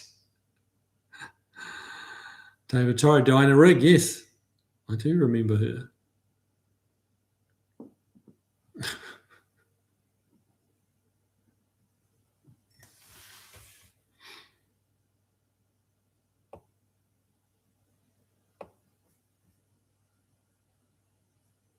David Torrey, mother would be proper English. That's a good point, actually, yeah. Mum and mom are really not proper English, are they? It's a good point. Granddad's saying, Todd, Bigfoot wouldn't want to cross Mini Dean. Look out, Bigfoot. Jeff Hutchins, I like to adjust my brakes to where it takes around 400 horsepower to overcome them. Sounds perfect to me.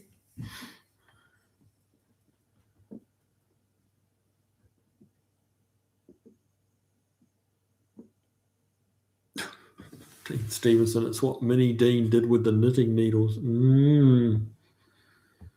Pop's Mustang Shop. I painted my 74 Charger Richard Petty blue. It's popular at the local car shows. Yeah, I'll bet. Granddad's junk. Kiwi, it's looking about 35k too much for me. I would love it. Resembles a VE Valiant, I thought. Okay. 35k. Yeah, that's a bit of money, isn't it? Chris Freemeasure. I did see and get the Monty Python. I did not get the Monty Python reference, but I do now.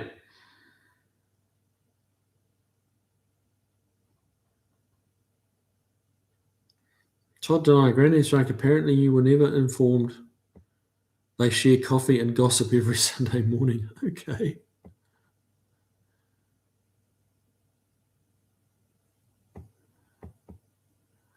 Tavo, over the ditch here, we call the two-door a hardtop and a four-door pillarless as a general guide. Huh. Okay. I wonder why not a two-door pillarless? Huh. Or a four-door hardtop. Interesting. You mix and match. Good for you.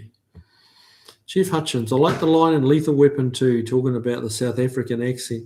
Something like, it was like an English accent, but shittier. Oh. I've been asked a few times if I was South African.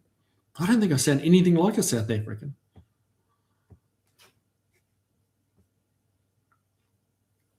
Todd and I won't have it repainted until next summer, but I plan on taking the Marlin to a car show 25 miles from here on the 31st. Cool, man. That's something to look forward to. Should be up for doing that drive pretty easy.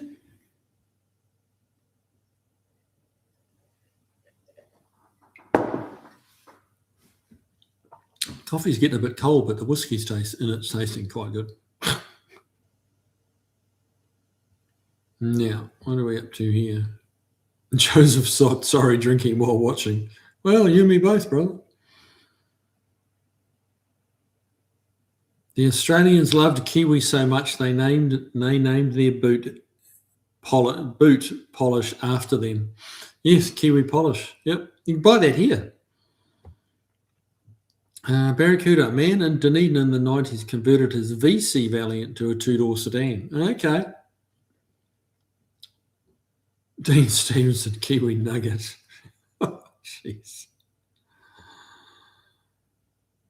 Granddad's Jake, Todd, try and get that video. Yeah, you should, Todd. Yeah, see if you can.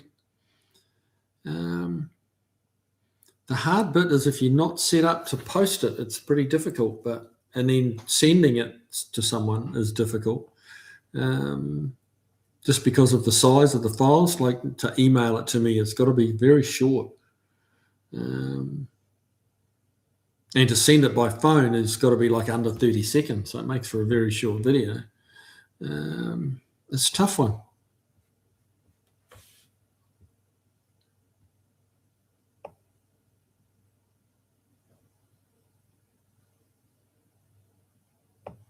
Tavo, there was an AP6 two-door post sedan here in Oz. It was at the last Adelaide Chrysler Day I went to. Oh, cool. There's a guy in Aussie like converting one right now, or at least, well, I mean, when I say right now, I should be careful saying that because I just saw it on video and I think it was a fairly new short. And then I actually went over to his channel. I can't remember the name of his channel. Just because it was interesting, he was doing quite nice work. You know, he was making the tubs a bit bigger in the back, and yeah, the way he was doing it was quite well done.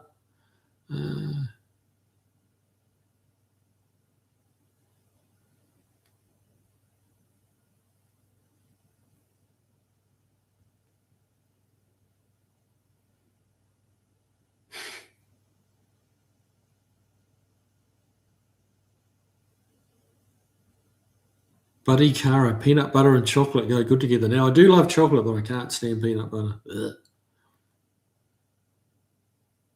Oh, Dean Stevenson, there we go. Oh, yeah, but you should be able to use that. Just add the YouTube link in front of it. That should work. Joseph Sott, I want a 66 Belvedere 426 Hemi Auto 331 gear. Nice car. Nice car if you can get one.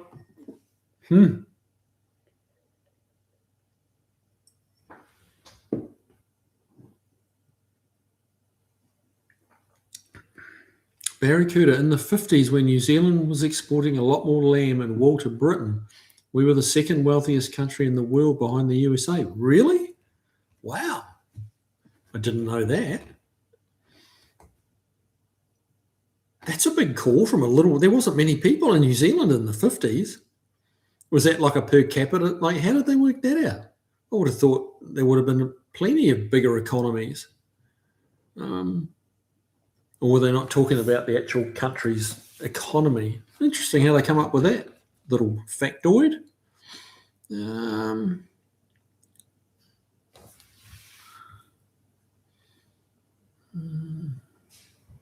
David Torrey, ancient Aztecs and Incas made peanut butter. Good grief. How? Okay, you've been studying the history books. Biggle Bob, I like peanut butter chicken. Like satay. Yep. Not for me, but my wife loves it. Todd and I was wrong on peanut butter. It appears a few are credited, including Canuck and John Kellogg of cornflakes fame. Huh. Chucky. Charles Dalton. Hi, everyone. Had a charity event tonight. Just got home. Wanted to hit the like and say have a great week to all. Oh, well, thanks for dropping by, buddy. We've still got a few minutes to go, but not much. Oh, yeah. Good on you for dropping in. Dean Stevenson, that will make Monty Python look like a Sunday school picnic. Oh, good Lord. Shut up the page again. Need to try and catch up. We've got a few minutes to go. Oh, I nearly am caught up. Josh Homan, good to have you come in, even if late. Yeah, absolutely. Todd Denio, David Torrey, the in cans and such developed a version of peanut butter, but not as we know it today. Okay, more food factoids. Tavo, Barracuda, I think I might have got a quick glimpse of it on one of my old videos. Oh, there you go. Have to go looking at Tavo's videos. Beagle Bob, Google Drive for video sharing. Yeah, I've heard something about that, but I don't. Yeah, there's got to be a way, huh? But yeah, Todd, if you can get some video footage of your car at that show, that would be awesome. And we'll figure out how to get it, to one of us that can post it.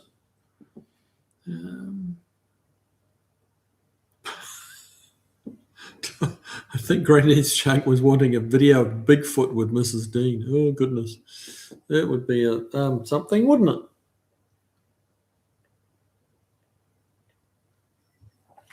Well, that's the last of the coffee.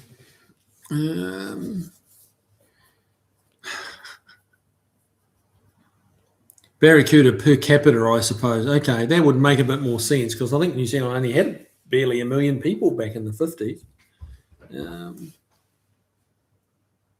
But yeah, no, New Zealand was doing pretty well for sure. No, not not doubting what you're saying, but it does. That's a big call. But when you break it back to per capita, it makes a lot more sense. But New Zealand was doing pretty well, quite affluent. Little things have changed a little though, huh?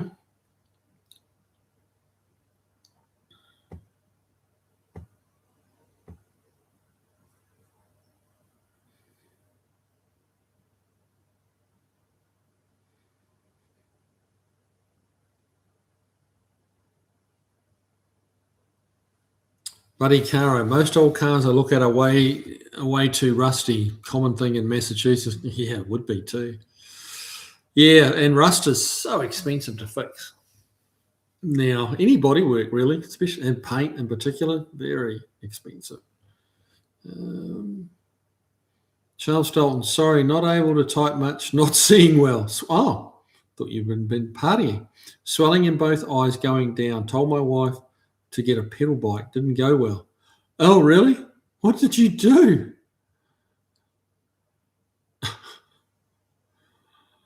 Oh, that sounds ominous.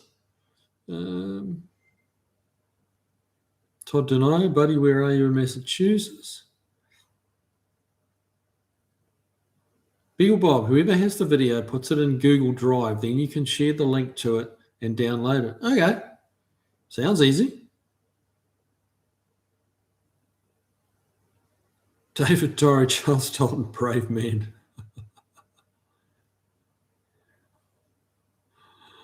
Oh, that's right. I remember now. I took a moment to get the pedal bike reference. That was from last week, wasn't it? I get it now. Took a while. That's pretty funny. Todd and I, buddy, my ancestors left Quebec and settled in Deerfield, Massachusetts in 1704. Wow. No, Charles John Kiwi, it was your idea. I know. Instead of an electric car.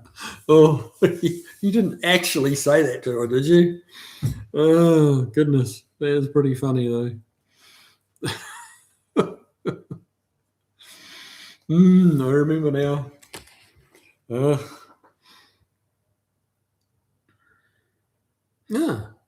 Tava, why YouTubers blocking certain words won't let me post something? That's annoying, isn't it? That's annoying. Right, well, fellas, it's 8:59. I'm caught up with the comments, which is most unusual. I've skimmed over a few, so sorry about that, but yeah.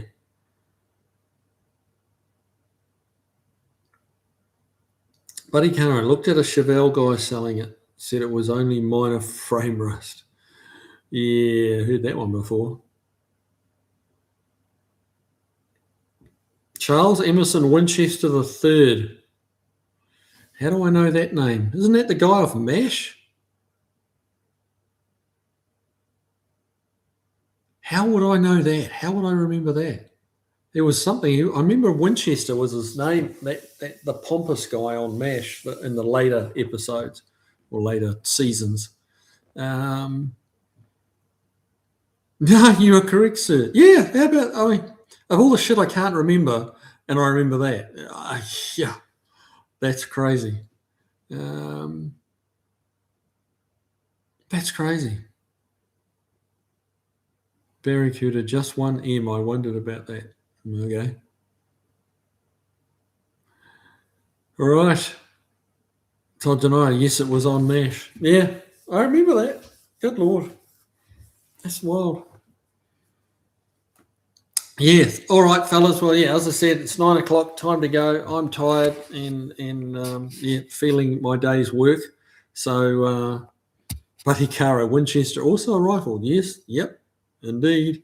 A few more laughs out of the Charles Winchester, but hey, All right, fellas. Well, thanks again. Tavo, thanks for that little birthday present, mate. I appreciate it. I will definitely get a bottle, and I will toast you on the next live. I'm just not quite sure when the next live will be, but at the most 2 weeks, maybe a bit sooner. We'll see how we go.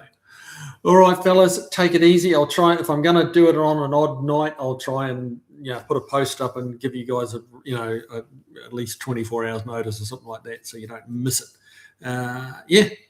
And have fun. Look after yourselves. Have some fun with your cars and your toys, and report back to me what you get done. All right, fellas, take it easy.